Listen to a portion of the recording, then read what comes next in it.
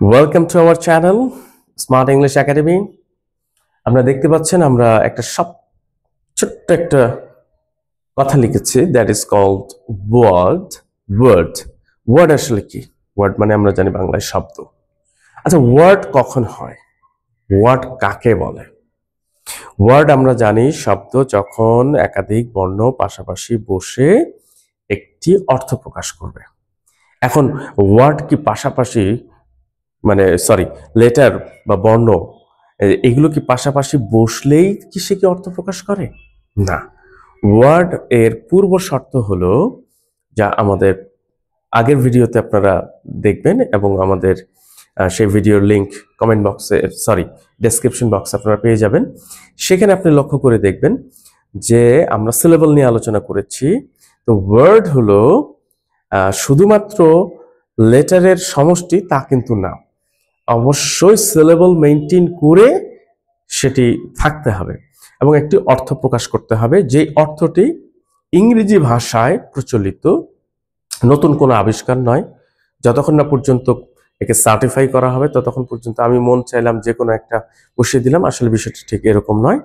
এটা একটা সার্টিফাইড। আমরা জানি যে অক্সফোর্ড ডিকশনারি সব থেকে বেশি রিচ, ক্যামব্রিজ ডিকশনারি, এগুলোতে বিভিন্ন ওয়ার্ড সংযুক্ত হয়। এগুলো সংযুক্ত হওয়ার সিস্টেমটা হচ্ছে এরকম যে ইংরেজি ভাষাভাষী মানুষ চলতে ফিরতে কথা বলতে বলতে কিছু নতুন শব্দ বা কিছু সাউন্ড তার ব্যবহার করে, যেগুলো পরবর্তীতে অর্থবোধক হলে সেটিকে ডিকশনারিগুলোতে ইনক্লুড করা হয়। যা হোক, এই যে ওয়ার্ড এখন আমরা খুব সিম্পলি যদি বলি, ধরেন SCHL, লক্ষ্য করুন এই SCHL এখানে আমি কোনো ভাওয়েলের ব্যবহার করি নাই। যেহেতু ভাওয়েলের ব্যবহার করি নাই, তাহলে এটি আর কোনোভাবেই শব্দ হতে পারে না। শব্দ হওয়ার শর্ত হচ্ছে, ওয়ার্ড হওয়ার শর্ত হচ্ছে অবশ্যই সেখানে কিসের উপস্থিতি থাকতে হবে? ভাওয়েলকে সাথে নিয়ে উচ্চারণ করতে হবে। এটা তো উচ্চারণই হবে না, ভাওয়েল নাই, উচ্চারণ করবো কিভাবে? বাতাস যদি বের না হয় তাহলে উচ্চারণ হবে? হবে না। বাতাসের নামই ভাওয়েল। তাহলে কি হলো? আমি এখন ধরে নিলাম যে আমি এটাকে ভাওয়েল যুক্ত করব। এখন আমি ভাওয়েল যুক্ত করলাম OL, তাহলে স্কল হলো। কোনো অর্থ প্রকাশ করে না। কেন?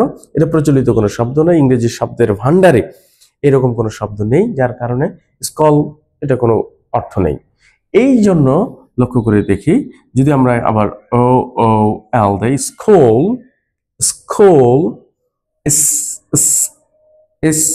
এস এর উচ্চারণটা এস। লক্ষ্য করুন এখানে কিন্তু ইস এস এরকম না, জাস্ট স্কুল, CHOOL, স্কুল।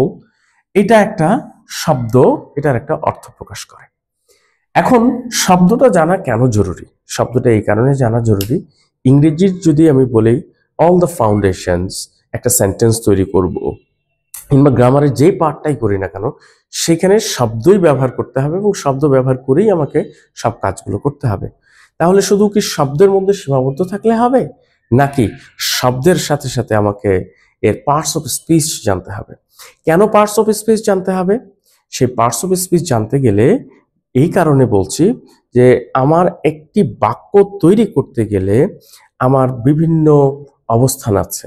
অর্থাৎ আমি চাইলেই একটা বাক্য তৈরি করব, একটা বাক্য হয়ে যাবে, সেটা কিন্তু না। আর সেই ভিডিওটি এর পরের আরেকটি ভিডিও তোমাদের সামনে যাবে, আর সেই ভিডিওটি দেখার জন্য আমন্ত্রণ রইল। অবশ্যই আমাদের এই চ্যানেলটিকে সাবস্ক্রাইব করবেন, লাইক দেবেন এবং আমাদের সাথেই থাকবেন। ধন্যবাদ।